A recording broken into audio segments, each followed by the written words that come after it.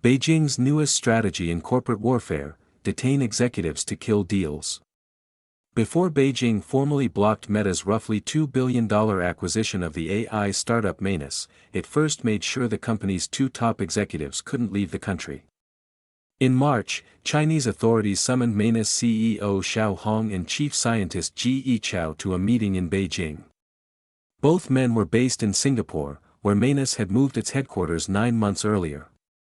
They were questioned by officials from the National Development and Reform Commission over what regulators framed as possible violations of foreign investment reporting rules. After the meeting, they were told they could not leave mainland China, a development the Financial Times first reported on March 25, citing people familiar with the matter. A month later, on April 27, the NDRC ordered Meta to reverse the acquisition, a process that involved disentangling rights, capital, and intellectual property, within several weeks. When asked by the AFP news agency about the decision to block the deal and bar Manus's co-founders from leaving the country, Chinese Foreign Ministry spokesman Lin Jian said that Beijing only reviews foreign investment in accordance with laws and regulations. The case is without precedent.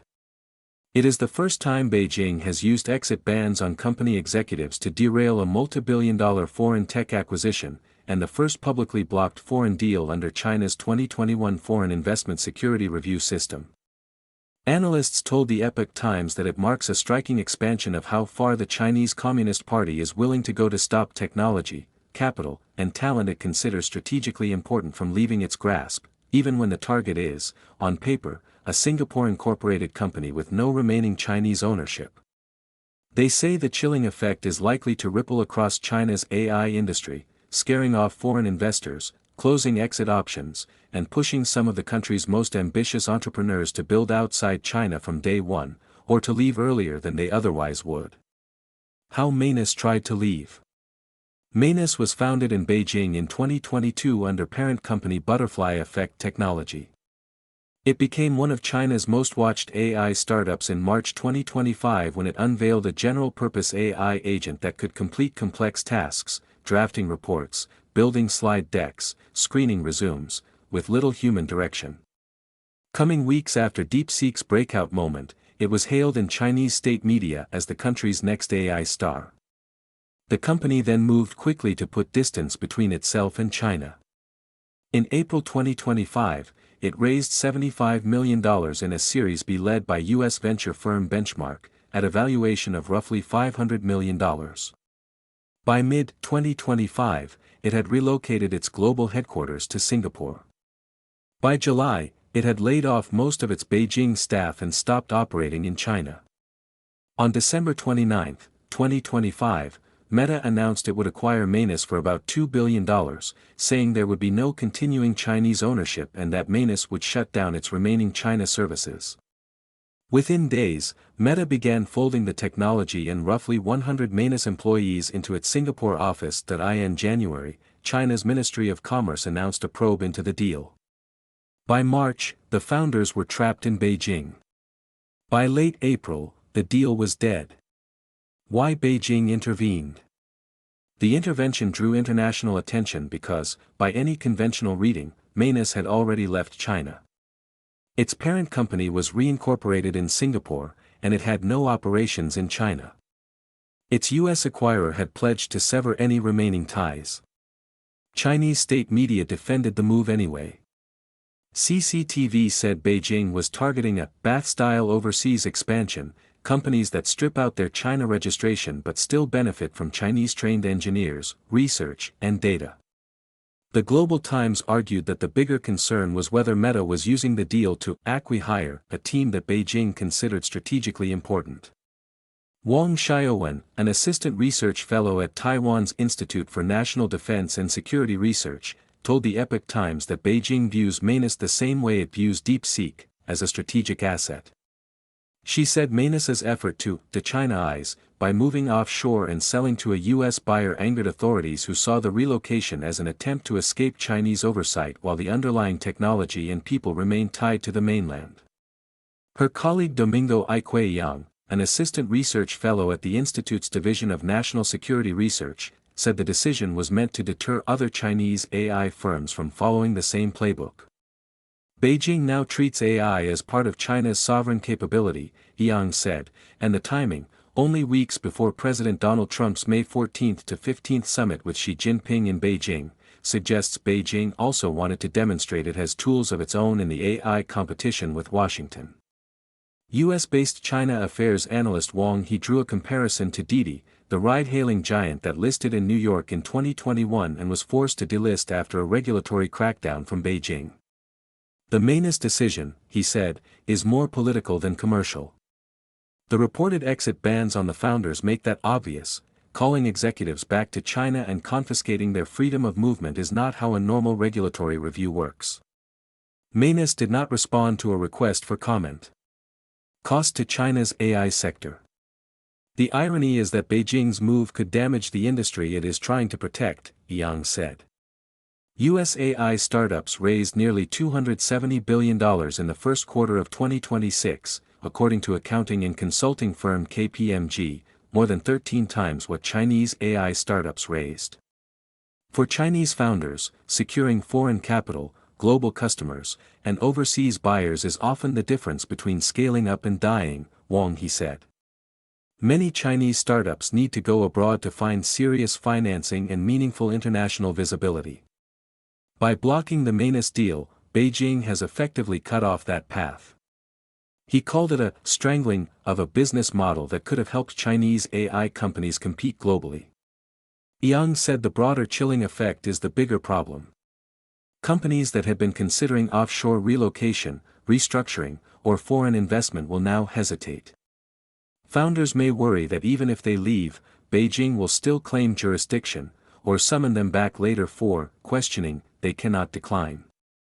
That leaves Chinese AI entrepreneurs with a stark choice, Yang said: stay home and accept tighter state control, or build outside China from the start. Staying carries its own costs: U.S. export controls on chips, Chinese ideological reviews, national security regulations, and dependence on U.S.-controlled software ecosystems all push up R&D costs. Wang Xiaowen warned that without overseas expansion, some Chinese AI startups may simply run out of money before they mature, falling into what she called the innovation valley of death. She also pointed to a broader pattern of tightening control over tech talent, citing reports that members of DeepSeek's core team have had their passports taken and been restricted from meeting with foreign visitors. Controls on AI talent outflows, she said, are likely to keep getting stricter. What the US would, and wouldn't, do. The case has reignited debate over whether Washington would behave the same way. Chris McGuire, a senior fellow for China and emerging technologies at the Council on Foreign Relations, argued that Beijing's logic effectively means any AI company founded in China remains permanently subject to CCP control, regardless of where it is legally based. After China's cancellation of Meta's purchase of Mainis, why would any founder start an AI company in China if they had a choice? He wrote on X: in China, you have access to less compute, less capital, and salaries are lower than in the West. When Fang Tianyu, a Chinese doctoral student in the history of science at Harvard University, pushed back on McGuire's X post, suggesting the United States would do something similar if a hot California startup were sold to a Chinese buyer, McGuire rejected the comparison, arguing that the U.S. system would not produce this outcome for three reasons. First, exit bans on executives would be illegal under U.S. law. Second, Mainis by the time of the deal was no longer a Chinese company in any meaningful legal sense, it was a Singaporean company with no remaining Chinese operations. The Committee on Foreign Investment in the United States, McGuire said, would have no jurisdiction over an equivalent case in which a U.S.-founded company had deregistered in the United States, reincorporated in Singapore, closed its U.S. offices, and then been acquired by a Chinese firm. Third, even if CFEUS did overstep, U.S. courts can and have overturned its decisions. China has no independent judiciary capable of doing the same. McGuire's broader point was that if a government wants to control where its strategic technology ends up, the time to act is before the company leaves. Beijing imposed no export controls on Mainis's technology while it was still inside China. Neither did the United States. In his reading, the exit bans and the unwinding order are retroactive interventions with no clear legal basis. Wang He cited the 2012 Rawls Corporation case as the textbook contrast. Rawls, a U.S. subsidiary of China's Sany Group, bought 4 small Oregon wind farms. The Obama administration blocked the deal on national security grounds. Rawls sued the federal government and President Barack Obama. In 2014, a U.S. appeals court found the government had violated Rawls's due process rights, and the case was settled the following year. That kind of legal recourse, Wang said, is impossible in China. In the United States, a company that disagrees with a CFIUS decision can go to court. In China, the CCP has the final say, and companies have little meaningful protection, Wang added. U.S.-China tech split. A Meta spokesperson told the Epoch Times on April 27 that the transaction complied fully with applicable law, adding that the company anticipates an appropriate resolution to the inquiry. That same day, Beijing ordered the parties to withdraw the Manus acquisition.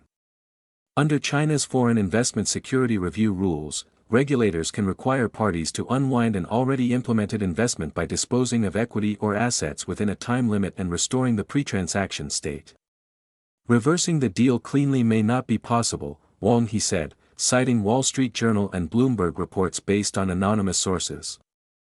Manus employees have already moved into Meta's Singapore offices, while foreign investors, including Benchmark, have already collected returns. Chinese backers Tencent and Hongshan have also reportedly been paid out. None of that, Wang said, would be easy to claw back. White House spokesman Kush Desai said on April 27 that the Trump administration will continue defending America's leading and innovative technology sector against undue foreign interference of any sort. Wang Xiaowen said the case confirms that both Washington and Beijing now treat AI as a strategic asset, accelerating a broader decoupling across hardware, capital, talent, and AI ecosystems. Yang predicts that 2 parallel AI worlds will emerge, one centered on the United States and its allies, built around advanced chips, global cloud infrastructure, and open capital. And the other centered on China, built around domestic self-reliance, data control, and large-scale market deployment. For now, the more immediate fallout is psychological, Wang He said. He said the Manus case is likely to push China's best entrepreneurial talent out of the country earlier and more permanently than before. Founders who once believed they could build at home and scale abroad now have a clear data point that says otherwise. Unless they choose Singapore, or somewhere like it, from the very beginning, they should expect Beijing to follow them. Maguire said in his X post, given the Chinese government clearly believes that the US and Chinese AI ecosystems should be completely separate, we should stop helping their ecosystem succeed. Ning Haizhong and Yi Ru contributed to this report.